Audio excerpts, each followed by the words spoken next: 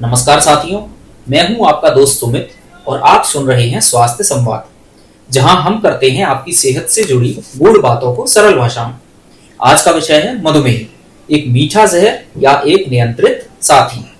मधुमेह, जिसे आम बोलचाल में शुगर कहा जाता है, एक ऐसा रोग है जो दिखता तो साधारण है और अंदर से शरीर को चुपचाप खोखला करता रहता है।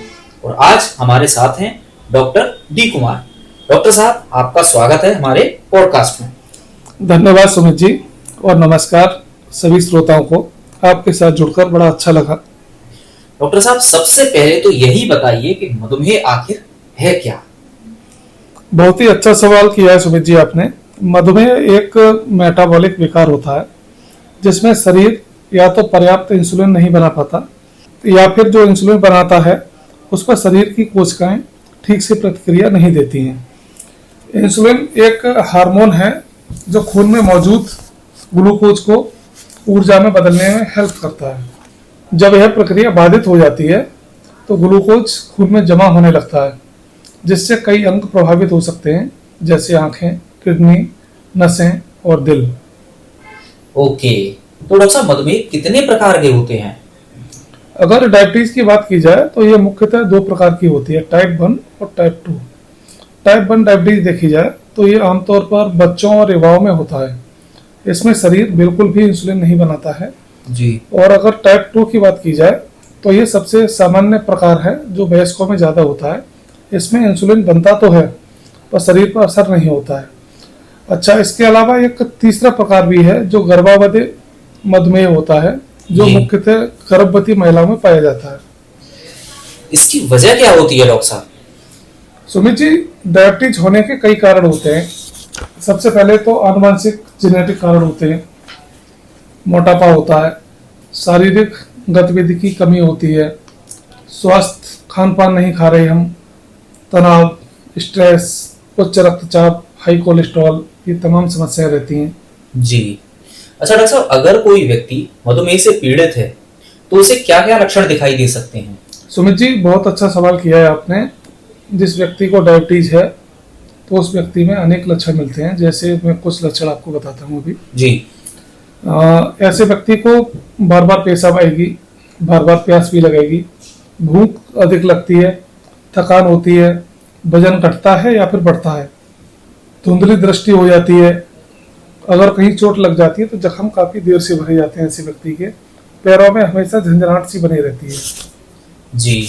और अगर डॉक्टर साहब इस पर ध्यान न दिया जाए तो? अगर इस बीमारी पर ध्यान नहीं दिया जाता तो ये धीरे धीरे शरीर को खा जाती है। अच्छा।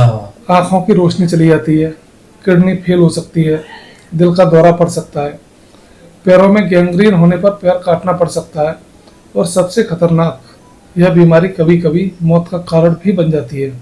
अच्छा, तो डॉक्टर साहब इसका पता कैसे चलता है? सुमित जी, इसका पता करने के लिए मुख्यतः 4 जांचें कराते हैं। फास्टिंग ब्लड शुगर कराते हैं, जो लगभग 8 घंटे खाली पेट पेशेंट होना चाहिए। जी। दूसरे नंबर पर पोस्ट पैरेंडियल ब्लड शुगर कराते हैं, जो खाने के लगभग 2 घंटे बाद होता है। HbA1c टेस्ट कराते हैं, जो पिछले 3 महीने का एक एवरेज शुगर निकाल के देता है। साथ ही कभी कभी पेशेंट का रैंडम ब्लड शुगर भी देखते हैं।